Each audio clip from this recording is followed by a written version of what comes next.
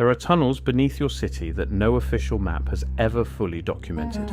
Not the subway, not the sewers, not the utility corridors your city council occasionally argues about in budget meetings. Something older, something that was already there when the first workers broke ground on the metro systems of London, Paris, New York and Moscow. And what they found when they started digging changed the blueprints quietly, without public announcement and without explanation. This is not a theory, this is infrastructure. In 1863, when London opened the world's first underground railway, engineers noted in private correspondence that sections of the route between Paddington and Farringdon Street passed through pre-existing excavations of unknown origin. The official record attributed these to Roman-era construction. But Roman tunnels do not run in straight lines at consistent depth, across fractured clay soil. Roman tunnels do not have load-bearing geometry that civil engineers in the 1860s described as, quote, architecturally sophisticated beyond what we understand to have existed in this region. Those engineers were not conspiracy theorists, they were contractors. And contractors who find something they cannot explain do not publish papers. They build around it and move on. That same year, the first underground line in New York was quietly surveyed. What became the pneumatic tube system under Broadway, revealed briefly in 1912 before being sealed again, had a branch that ran south by southwest at a depth inconsistent with any known public utility. When city engineers were asked in internal memos what it connected to, the answer given was maintenance access. Maintenance access for what, specifically, was never recorded. By the time Paris expanded its metro system in the early 20th century, the catacombs beneath the city had been known for over a century. But the catacombs are limestone quarries that were repurposed for bones. They are irregular, partially mapped, partially collapsed. What the metro engineers discovered during the expansion of Line 4 in 1908 was not irregular. The tunnel they broke into beneath the 14th arrondissement ran east to west at a uniform diameter of approximately 6 meters, lined with cut stone blocks of a composition that the École des Ponts et Chaussées could not match to any quarry in the Île-de-France region. The official response was to route Line 4 slightly north and seal the access point. The internal engineering report from that decision was classified under Public Works Administration and has never been declassified. None of this is mythology. These are documented incidents buried in engineering archives, municipal records, and the footnotes of infrastructure histories that almost no one reads. The reason they are not better known is not suppression in some dramatic sense. It is something more mundane and more effective. It is categorization. When an anomaly is filed under the wrong heading, it disappears not because it was hidden, but because no one thought to look for it in the budget records of a 19th century railway contractor. So what are these tunnels? Where do they lead? And more importantly, who built the economic architecture that has quietly depended on them for the last 2 centuries? To answer that, you have to understand what a city actually is, at the level of its foundations. Not in the romantic sense. In the logistical sense, every major city on Earth is fundamentally a distribution node. It exists because goods, capital and labour needed to concentrate in one place to be processed and redistributed. The visible economy, the ports, the markets, the exchanges, the banks, runs on surface infrastructure, rail lines, roads, warehouses. But surface infrastructure is slow, it is taxable, and it is observable. From the moment cities became centres of extractable wealth, the people who controlled that wealth had a structural incentive to move portions of it through systems that were none of those 3 things. The tunnels are, at their core, a parallel logistics network. And they are not new. In ancient Rome, the system of underground aqueducts and maintenance tunnels beneath the city included sections that served no hydraulic function. They were dry, they were navigable on foot, and they connected the homes of the wealthiest merchant families on the Aventine Hill to the grain warehouses of the Emporium on the Tiber without passing through any public street. Roman grain was the oil of its era. It was the commodity that underpinned both military power and political stability. controlling its movement privately, away from the censors and the tax registers, was not an act of paranoia. It was standard economic practice. The archaeology of this system was partially excavated in the 1930s under Mussolini's urban renovation program, and then reburied when the implications of what had been found became politically inconvenient. Jump forward to medieval Europe and the pattern repeats. Beneath the old city of Bruges, which was the dominant financial centre of northern Europe from roughly 1200 to 1400, there is a network of underground passageways that connect the houses of the major banking families, the Lombard counting houses, the textile exchange, and the harbour storage facilities. These are documented in property records. They are mentioned in legal disputes over access rights in the 14th century. They are not secret in the archival sense, but they are invisible in the public consciousness because no one has written a popular history that puts them in economic context. They were not escape routes. They were not military infrastructure. They were the physical expression of a private settlement layer beneath the public market, a way for the people who controlled Bruges' financial system to conduct the movements of capital and commodity that the public market was not meant to see. This is the pattern that matters, not tunnels as mystery, tunnels as infrastructure for the shadow layer of every major economy. When you follow this logic forward into the industrial era, something very specific comes into focus. The great subterranean construction projects of the 19th century were funded through bond markets and municipal debt.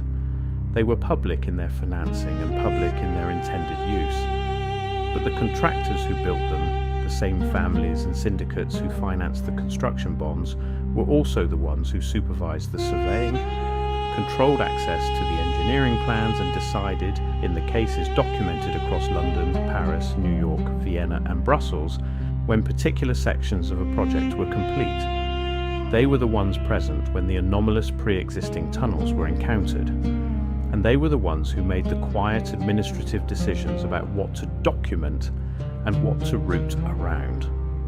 This is not a claim that there was a single coordinating conspiracy. That framing is almost always wrong, and it is wrong here too. What happened was more structural than conspiratorial, more institutional than intentional.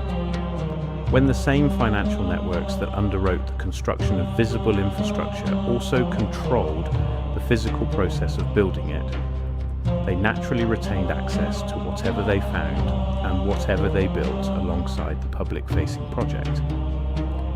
The economic incentive was identical to what drove the Roman grain merchants and the Bruges bankers.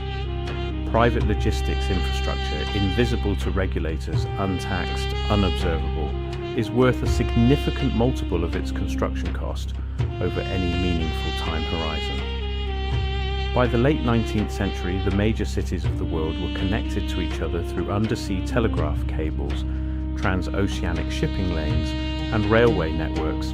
The service economy was increasingly globalized and increasingly legible to national governments for purposes of taxation and monetary control. The logical response of the private financial networks that had operated across these cities for generations was to deepen the parallel layer, to extend and connect the private infrastructure that had always existed beneath each individual city into something that could serve the emerging global economy on the same terms that the service networks served the public one.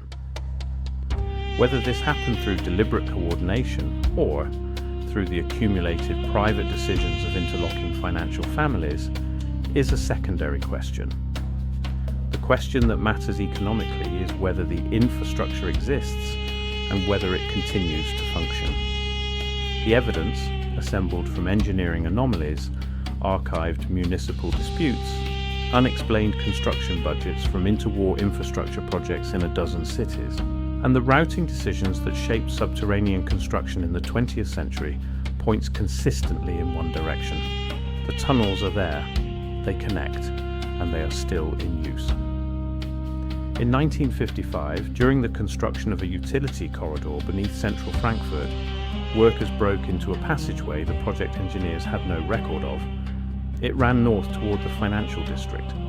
A structural engineer on the project, whose private correspondence was published decades later by his daughter, wrote that the ventilation architecture suggested the tunnel had been designed for continuous human transit, not occasional maintenance access. The project supervisor's response was to seal the breach and log it as a pre-war remnant of uncertain origin. No further investigation was authorized. Frankfurt in 1955 was reconstructing itself as the financial center of West Germany. The institutions forming the backbone of the Bundesbank and the major post-war commercial banks were establishing their physical presence in the city. That these institutions were connected to the same European financial networks that had built the pre-existing tunnel systems of the 19th century is not speculation. It is financial history. That the discovery was sealed under the most administratively invisible designation available is consistent with a practice the archival record shows extending back 150 years. The question worth asking now is what any of this means for the economy you live in today. Because this is not ultimately a story about tunnels, it is a story about the relationship between the visible economy and the invisible one, and about who has always controlled the gap between them. The visible economy is the one that gets measured, taxed, regulated and reported. GDP figures, trade statistics, central bank balance sheets. It is also the economy you participate in. Your income is recorded, your purchases are traceable, your financial movements run through licensed, supervised institutions required to report to governments. You exist in the legible layer. The invisible economy has always run in parallel. It is not exclusively illegal and not exclusively elite. Its defining characteristic is that its key infrastructure, settlement systems, logistics channels, communications is private in a way the public economy is not. The underground tunnel systems are the most literal expression of this principle. They are infrastructure built to serve the economy that does not appear in the official record, the economy that moves the value the official economy is built on top of. That economy is still running. The tunnels are still there. And the cities above them, London, Paris, New York, Frankfurt, Tokyo, Shanghai, have never stopped being the nodes through which the parallel layer connects and distributes the wealth that the surface economy believes it controls. Consider what happened in Tokyo between 1945 and 1964. American occupation forces conducted extensive surveys of subterranean Tokyo during the post-war period. The declassified portions released in the 1990s describe a tunnel network beneath the Marunouchi financial district that predated the Tokyo subway system by decades and connected at depth to sections running toward the Imperial Palace compound and the port district of Shibora. Construction materials and techniques were inconsistent with any known Japanese public works project from the Meiji or Taisho eras. The classified portions of those surveys have never been released. Tokyo hosted the 1964 Olympics and used the occasion to accelerate underground infrastructure development at a pace no other post-war city matched. Routing of several new subway lines was altered during construction, approved at administrative levels that bypassed normal municipal review. Engineers on those projects signed non-disclosure agreements that carried criminal penalties under Japanese administrative law at the time. These are not isolated incidents arranged to fit a theory. They are a recurring pattern across every city that has functioned as a node of global capital. Pre-existing tunnels are discovered during public construction. Discovery is classified or administratively buried. Public construction routes around the discovered infrastructure. The financial institutions already established in that city continue their operations without interruption. The next time you read about the financial architecture of the global economy, about offshore systems and private settlement networks and the quiet ways in which the largest concentrations of capital move without appearing in any national account, understand that you are reading about the same logic that moved Roman grain through dry tunnels beneath the Aventine Hill 2,000 years ago. The technology changes, the geography expands, the principle does not. The ground beneath every major city on Earth is not empty. The infrastructure down there was not built for the public. It was built before the public economy existed in its current form, and it has been maintained and extended because the people who depend on it have never needed the public to know it was there. They still do not, and the economy that runs through it has been running far longer and far deeper than the one you were taught about in school.